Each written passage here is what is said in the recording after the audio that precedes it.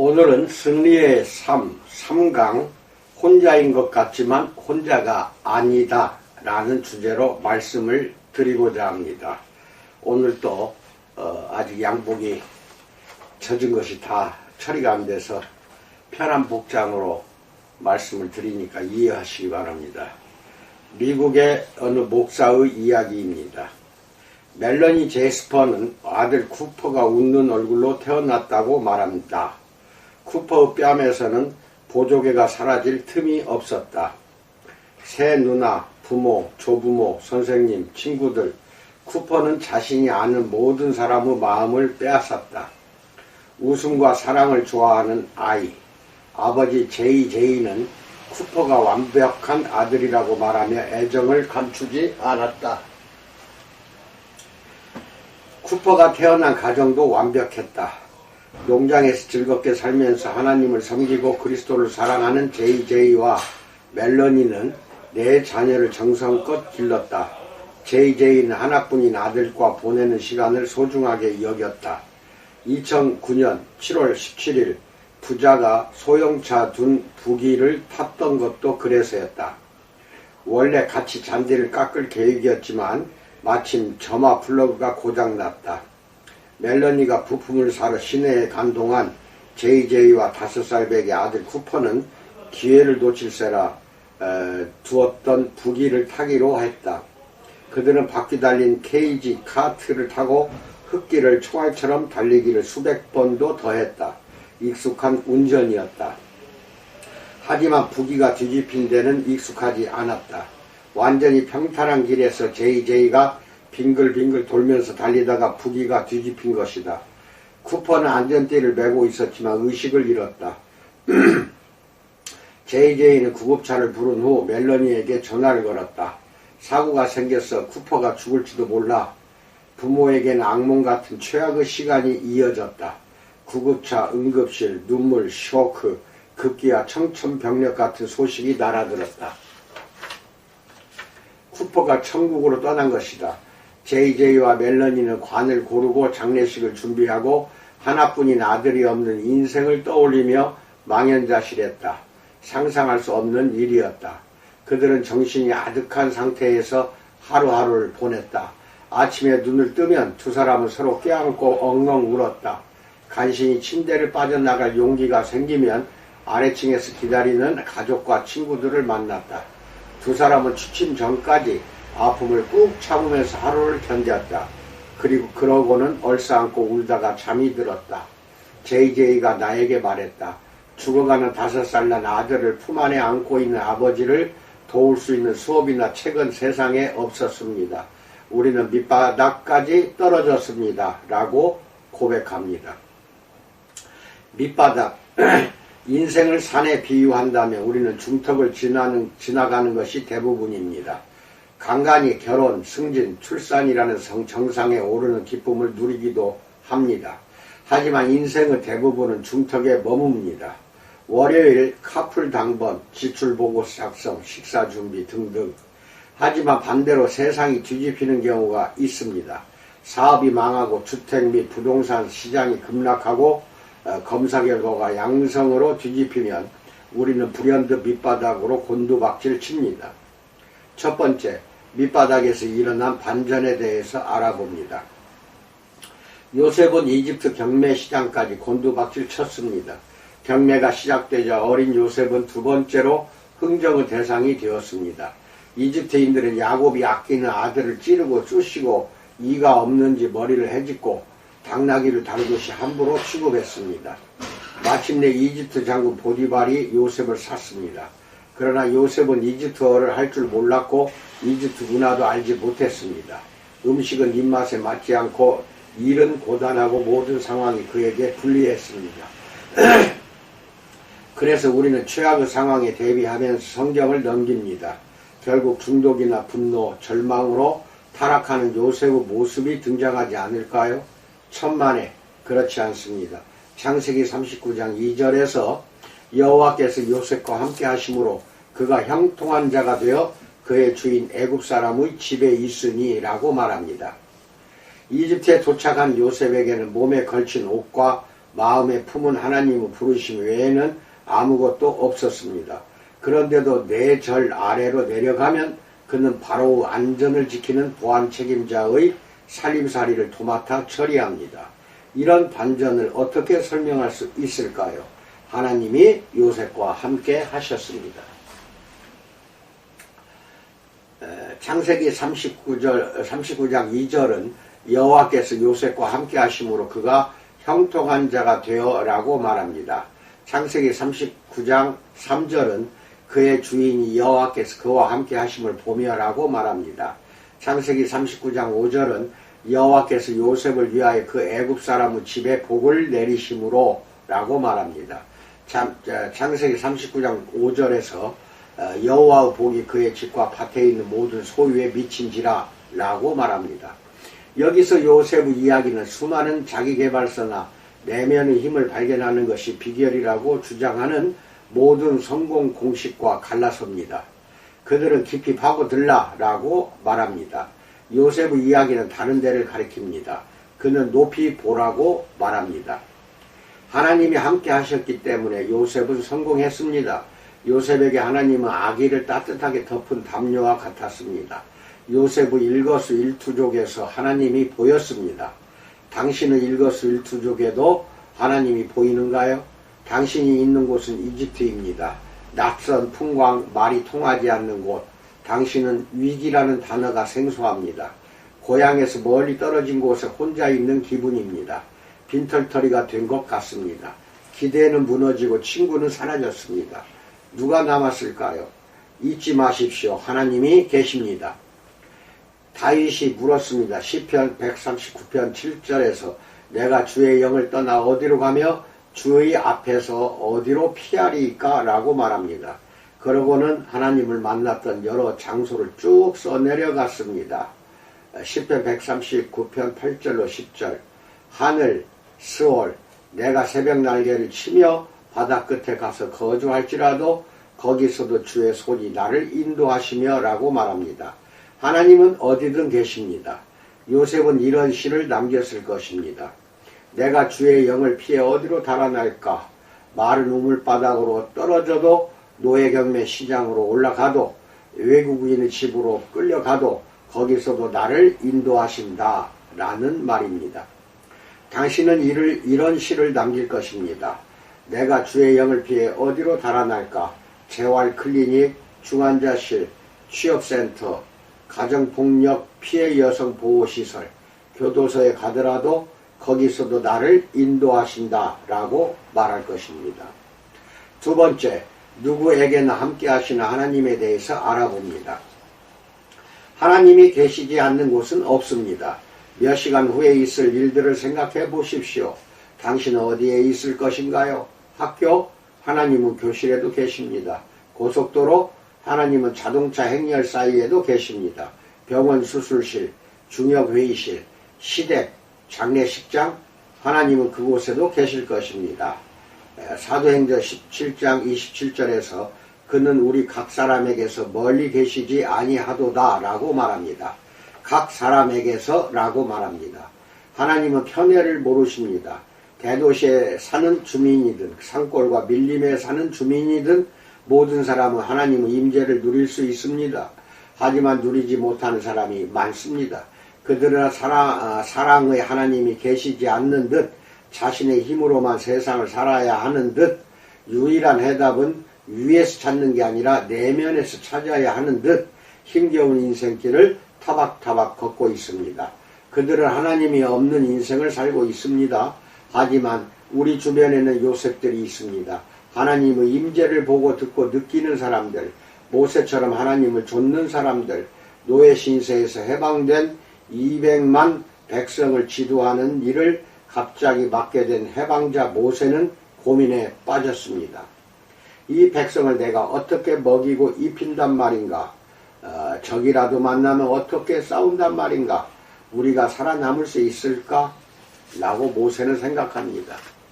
모세에게 필요했던 것은 물자, 유능한 부하, 장비, 경험이었습니다. 하지만 모세는 도움을 청하는 기도를 하면서 선언했습니다.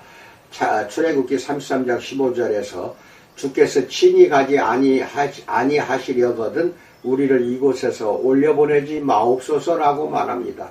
모세는 하나님 없이 어디로 갈 바에는 아무데도 가지 않고 하나님 곁에 있는 편을 택했습니다. 다윗도 마찬가지였습니다. 다윗 왕은 이집트 같은 상황을 스스로 자초했습니다. 그의 부하의 부인을 유혹하고 살인과 거짓말로 자신의 죄를 감추었습니다. 그는 1년이나 하나님을 피해 다녔지만 영원히 피할 수 없는 노릇이었습니다. 마침내 자신의 부도덕을 실토할 때 그는 하나님께 청할 것이 하나밖에 없었습니다. 시편 51편 11절에서 나를 주 앞에서 쫓아내지 마시며 주의 성령을 내게서 거두지 마소서라고 고백합니다. 다윗은 내 왕관을 빼앗지 마시고 내 왕국을 빼앗지 마시고 내 군대를 빼앗지 마십시오 라고 기도하지 않았습니다. 다윗은 가장 중요한 것이 무엇인지 알고 있었습니다. 하나님의 임재, 그는 하나님께 함께 해달라고 간청했습니다. 그렇게 간청하십시오. 하나님의 임재를 사모하십시오. 어떻게 사모하는가요? 돌이 되기보다 스펀지가 되십시오. 바닷속에 돌을 갖다 놓으면 어떻게 될까요? 표면이 물에 젖습니다. 표면의 색깔이 변할지도 모릅니다. 하지만 내부는 변함이 없습니다. 그런데 바닷속에 스펀지를 갖다 놓고 변화를 관찰해 보십시오. 스펀지는 물을 흡수합니다. 바닷물이 모든 구멍을 관리하면서 스펀지 본질을 변화시킵니다. 태평양이 해저의 자갈을 감싸고 있듯이 하나님은 우리를 감싸고 계십니다. 상하로 사방에서 하나님은 모든 곳에 계십니다. 돌이 될 것인가, 스펀지가 될 것인가, 저항할 것인가, 받아들일 것인가 결정해야 합니다. 마음으로는 고집을 피우고 싶습니다.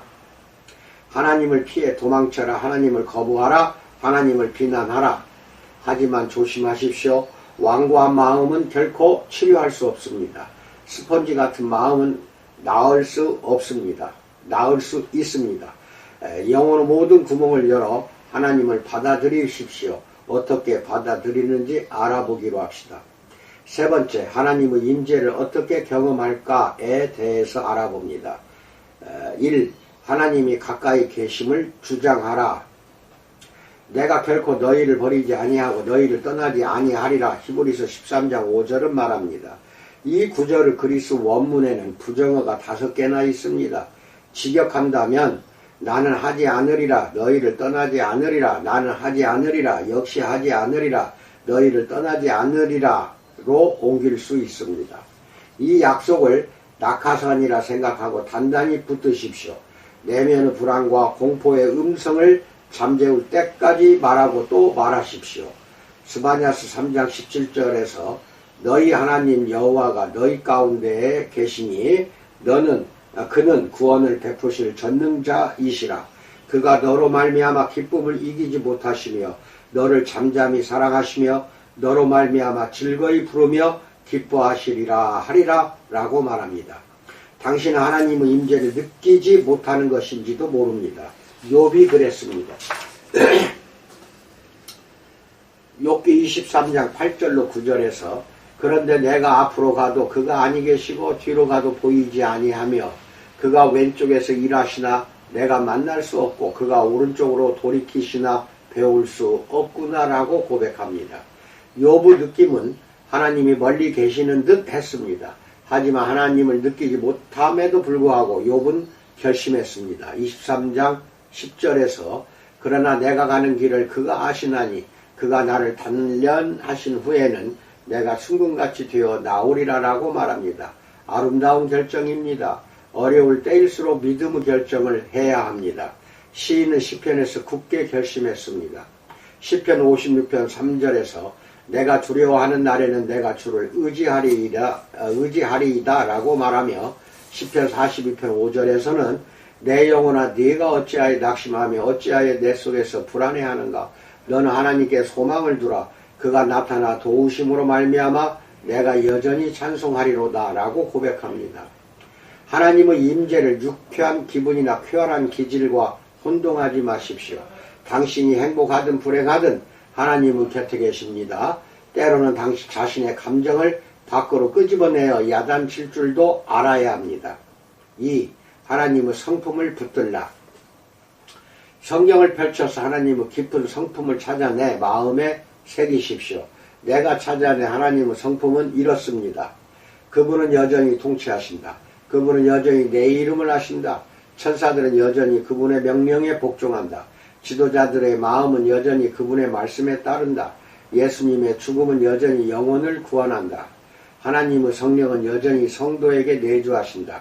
천국은 여전히 아주 가까이에 있다. 무덤은 여전히 임시거처이다.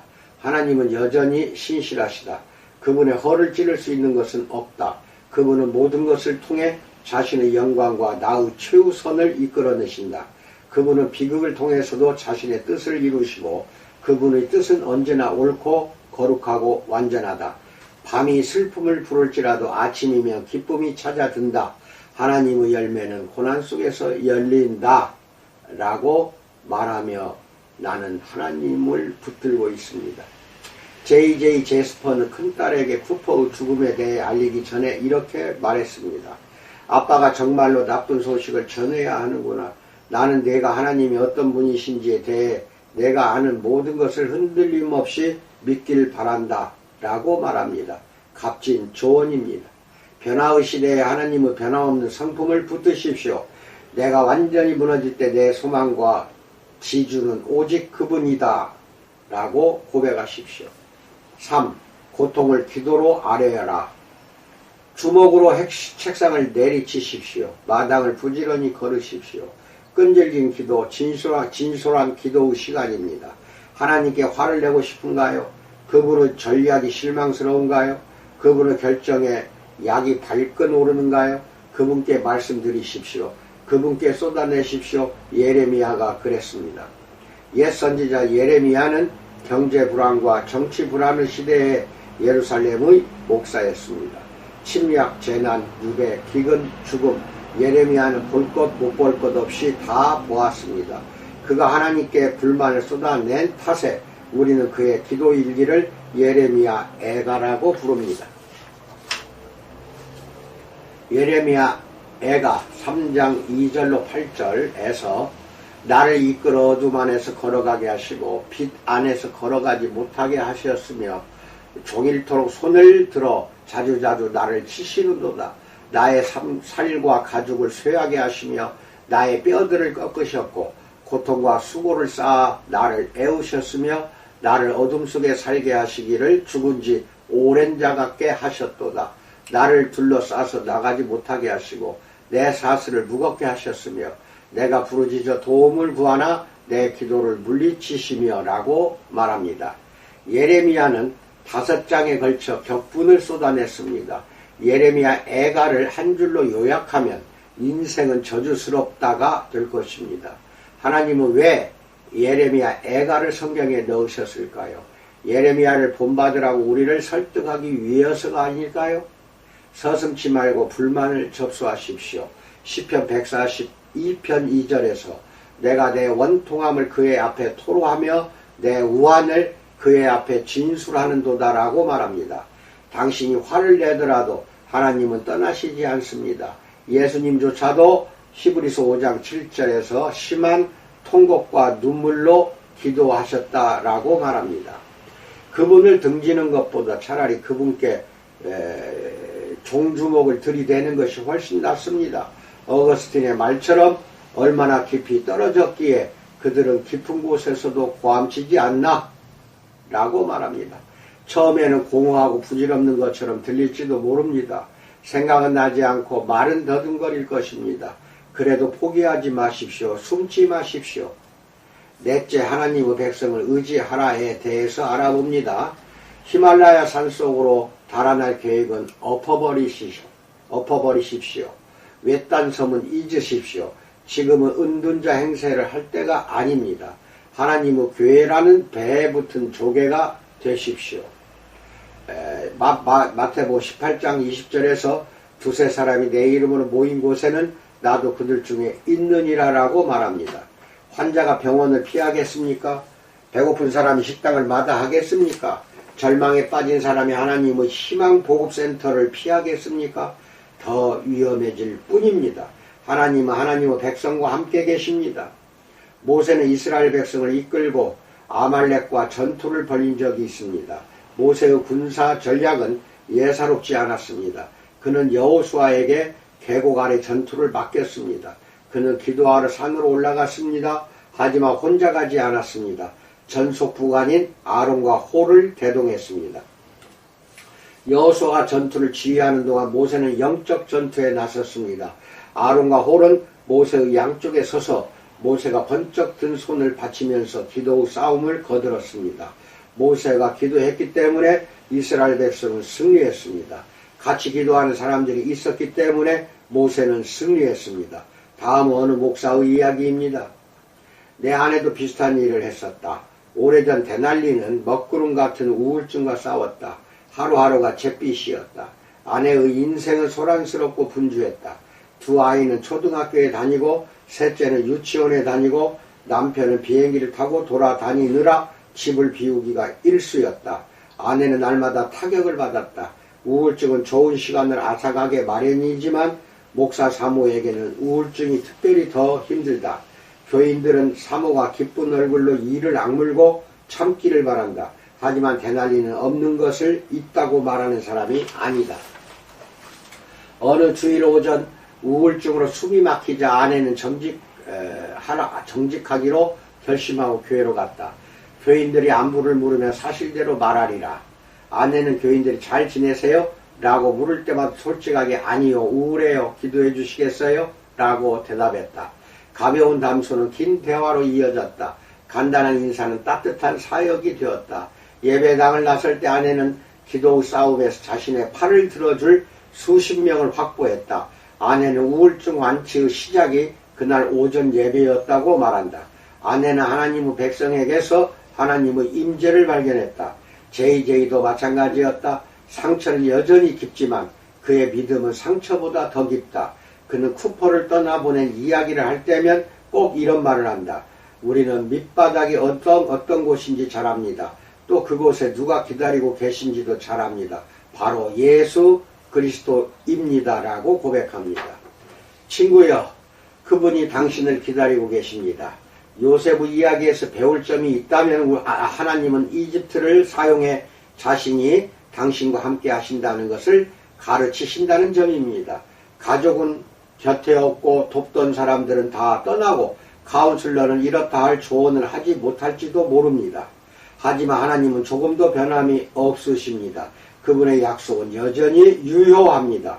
창세기 28장 15절은 내가 너와 함께 있어 내가 어디로 가든지 너를 지키며 라고 말씀합니다. 이상입니다. 여러분야, 나는 결코 혼자가 아닙니다. 하나님이 계십니다. 그 하나님이 여러분과 나를 다시 살려주시고 세워주십니다. 고백하시고 기도로 청하십시오. 여러분은 반드시 일어설 수 있습니다. 코로나 바이러스는 아무것도 아닙니다. 지나가는 일시적인 증상입니다. 이에 탈털 털어버리고 다시 일어서시는 여러분과 내가 되기를 주님의 이름으로 축원드립니다. 감사합니다.